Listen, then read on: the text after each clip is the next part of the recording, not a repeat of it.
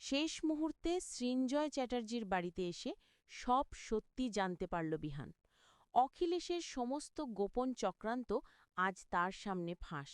হ্যাঁ বন্ধুরা, এমনটাই ঘটতে চলেছে কম্পাস ধারাবাহিকের আগামী পর্বগুলোতে। কম্পাস পারবে অভিজিৎ ভৌমিকের অসমাপ্ত কাজটা শেষ করতে, কিন্তু সৃঞ্জয় চ্যাটার্জি বুঝতে পারেন বিপদ কম্পাসের পিছি ছাড়বে না।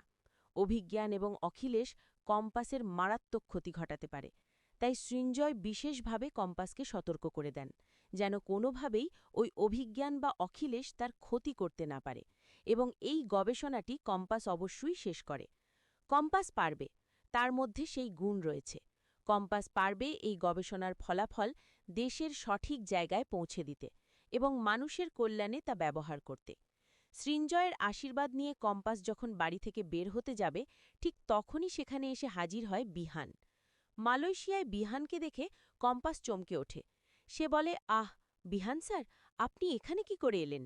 আপনি? বিহান উত্তর দেয়, অবাক হলে তো কম্পাস, আমি জানতাম তুমি এখানে এসেছ। সব খবর ছিল আমার কাছে।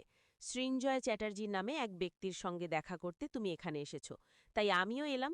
আমি বুঝতে পারছি তুমি কিছু একটা করার চেষ্টা করছো। তুমি আর না আমার কাছ থেকে কিছু লুকোচ্ছ।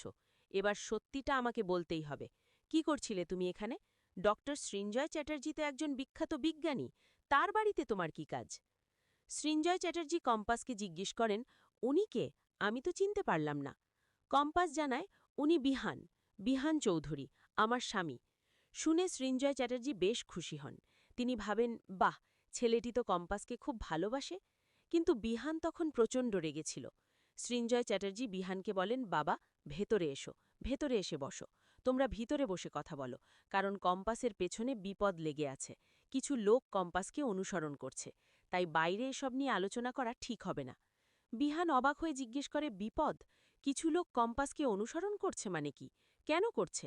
আর কম্পাস, তুমি তুমি কেন এসেছো এখানে? সত্যি করে বলো তো আমাকে, মালয়েশিয়ায় তোমার কি কাজ? কম্পাস বিহানকে বলে, জানতে চান আপনি? সব সত্যি জানতে চান? বলবো, চলুন ভিতরে চলুন। কম্পাস মনে মনে স্থির করে, আজ আমি আপনাকে সব সত্যি বলবো বিহান স্যার, কারণ আজ আমার হাতে প্রমাণ আছে। আমি সৃঞ্জয় চ্যাটার্জির বাড়িতে আছি, যিনি একজন সৎ মানুষ, আর তিনি আপনাকে সব খুলে বলবেন। তখন আপনি আর কোনো কিছু অবিশ্বাস করতে পারবেন না।